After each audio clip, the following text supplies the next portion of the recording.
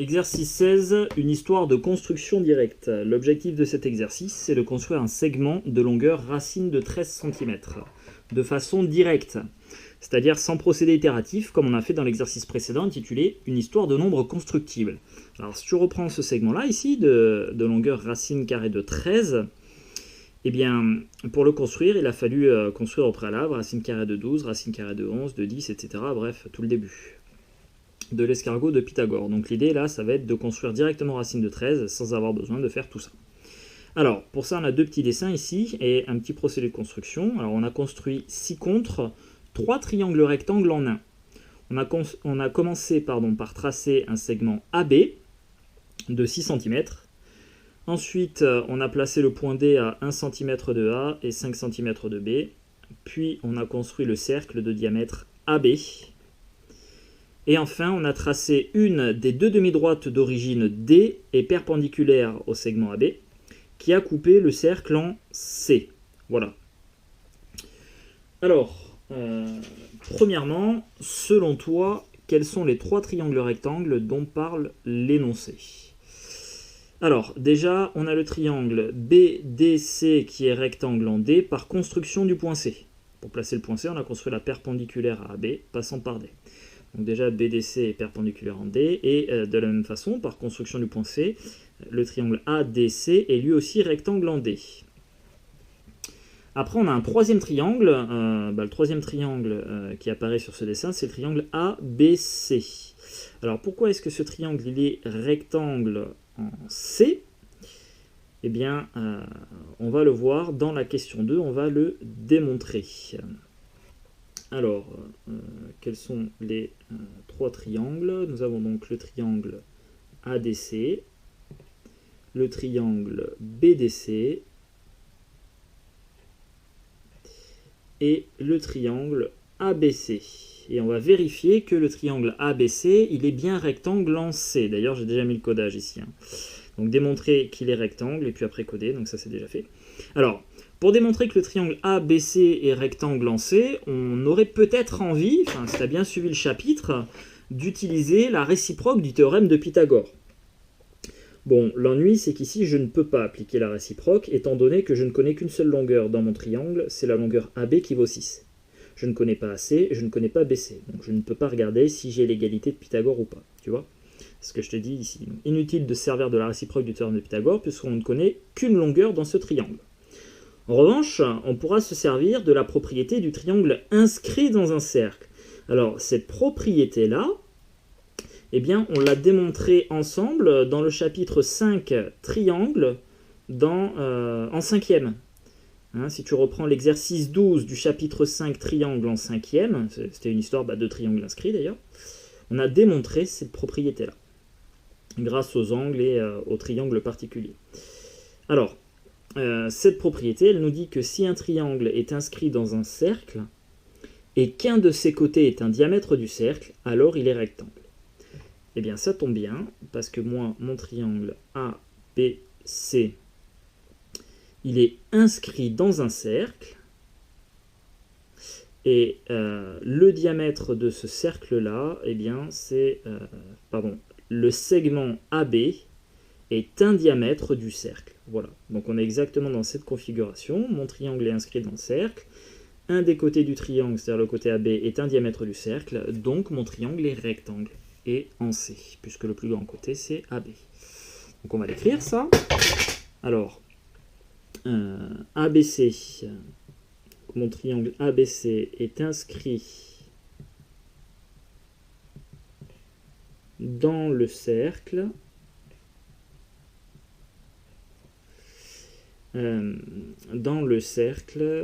de diamètre AB. Je vais plutôt mettre dans le cercle dont un diamètre, pour être un peu plus rigoureux, et le segment AB. Voilà. Donc là, on est exactement dans les conditions de la propriété, donc on peut en conclure que notre triangle ABC est rectangle en C. Donc il est rectangle en C.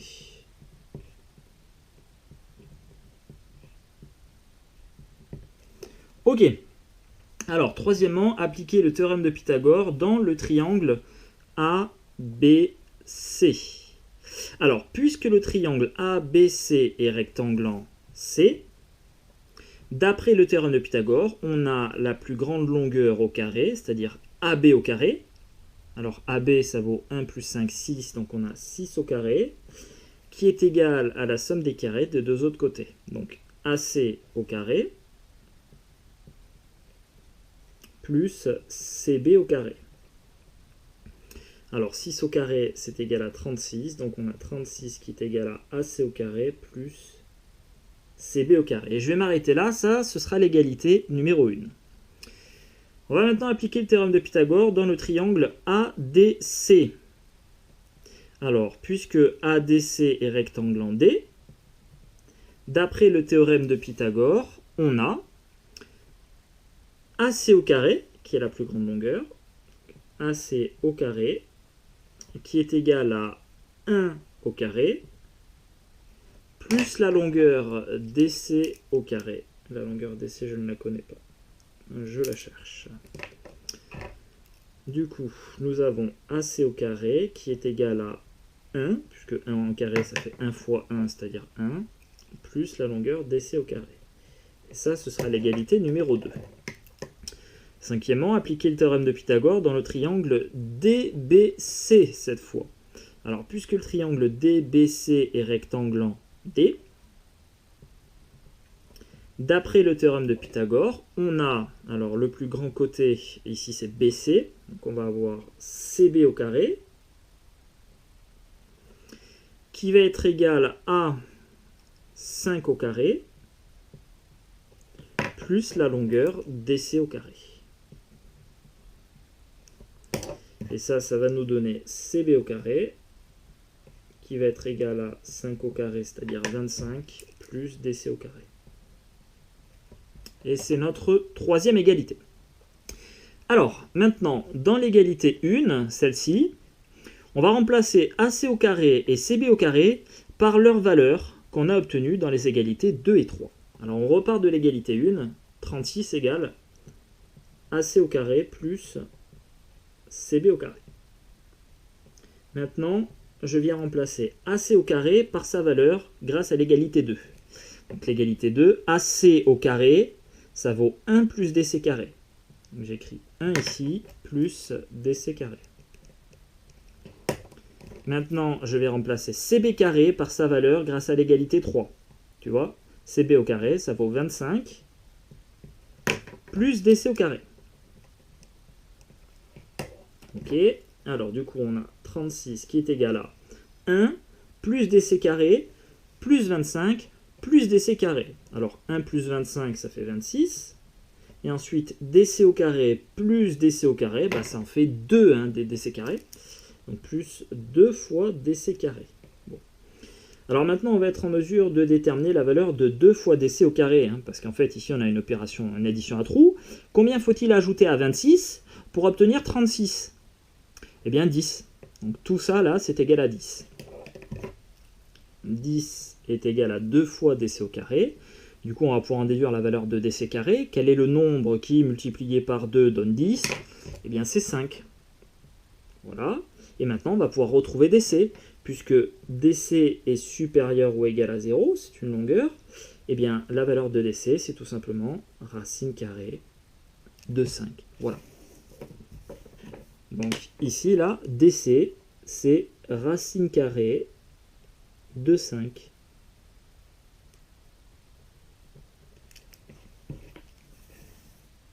Alors, c'est bien beau tout ça, mais nous, ce qu'on veut faire, c'est construire un segment de longueur racine carrée de 13 cm. Eh bien, en question 7, de la même façon que pour la racine carrée de 5, on va construire un segment de longueur racine carrée de 13 cm. En appliquant exactement le même procédé. Tu vois, pour construire un segment de longueur racine carrée de 5, on a construit un segment de longueur 1 et un segment de longueur 5. Et bien si nous on veut faire racine carrée de 13, on va faire un segment de longueur 1 et un segment de longueur 13. Voilà. Allez, on y va. Alors, Donc je te rappelle que pour construire un nombre, il faut partir d'un segment de longueur 1 dont l'unité est donnée. Donc je vais déjà commencer par tracer un segment en bas.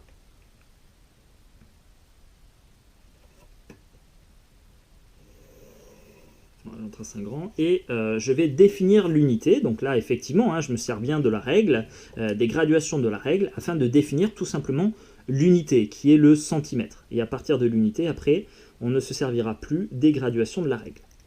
Alors, hop, là, j'ai, voilà, 1 cm ici. 1 cm entre ces deux points. Et ça, du coup, ça sera les points A et D. Ici, donc nous avons le point A ici et le point D ici. Très bien. Alors maintenant, il faut que je fasse un segment DB de longueur 13, hein, 13 cm du coup. Donc je prends mon compas. Tiens d'ailleurs, je vais retourner ma feuille, ce sera plus pratique pour moi parce que je suis droitier. Et je vais reporter 13 fois la longueur AD à partir du point D. Voilà.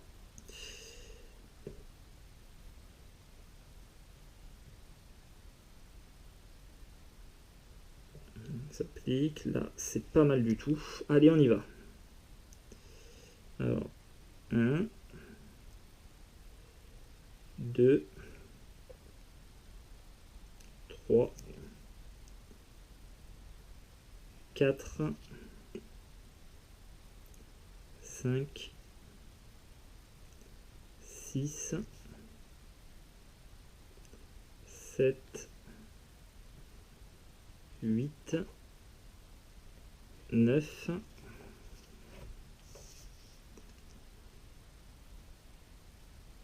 10, 11,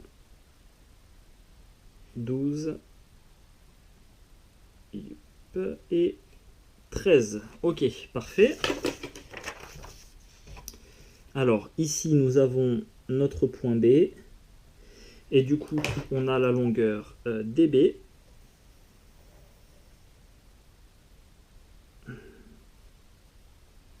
Qui vaut 13 cm. Parfait. Ensuite, si on poursuit la construction, maintenant il faut construire le cercle de diamètre AB. Alors, je ne construirai pas la partie inférieure parce que ça dépassera de la feuille, mais en fait ça ne m'intéresse pas vraiment. Je vais construire uniquement, tu vois, le demi-cercle supérieur de diamètre AB. Alors, il faut que je repère pour ça le milieu du segment AB. Bah, c'est facile parce qu'en fait, tu vois, j'ai construit des graduations hein, au fur et à mesure de 1 en 1. Comme le segment AB mesure 14 cm, le milieu se trouvera à 7 cm de A et de B. 1, 2, 3, 4, 5, 6, 7. Voilà. Ici, ce sera le centre du demi-cercle. Alors, je vais construire le demi-cercle supérieur. Alors, j'aurai peut-être un léger décalage avec le compas, puisque là, on est en pratique, on n'est pas en théorie. Et en reportant de 1 en 1, j'aurai peut-être un léger décalage hein, qui s'est créé. Ça, c'est une possibilité. Fouilla. On sera pas mal. Est-ce qu'on va être bien sur B aussi? On va décaler un tout petit peu encore. Allez, le compas. Bon, allez, on sera pas si mal, je pense. Allez, on y va. Hop.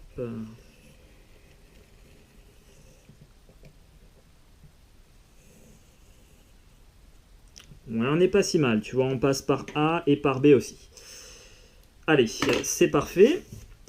Alors maintenant qu'on a construit donc ce demi-cercle supérieur, il faut qu'on vienne construire la perpendiculaire à AB passant par D. Et cette perpendiculaire viendra couper le cercle en C. Alors pour construire la perpendiculaire passant par D, on va faire une médiatrice tout simplement. Voilà. Alors tiens, je vais essayer d'agrandir un peu. Alors je prends hop, la longueur entre D et... Tiens, je vais me contenter de 2 cm en fait. Voilà, ici. Je vais apporter de l'autre côté.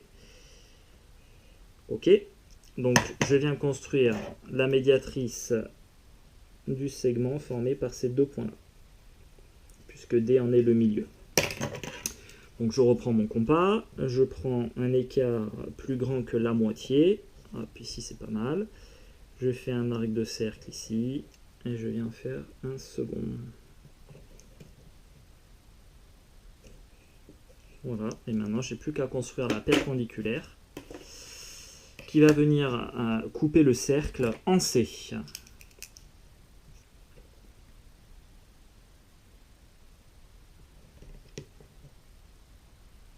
Voilà, on va mettre pas mal du tout.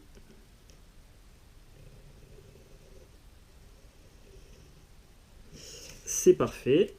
Alors, on va faire l'angle droit, ici.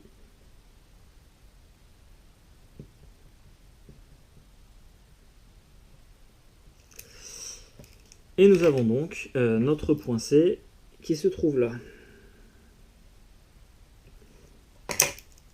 Et là, du coup, nous avons le segment DC qui mesure racine carrée de 13 cm.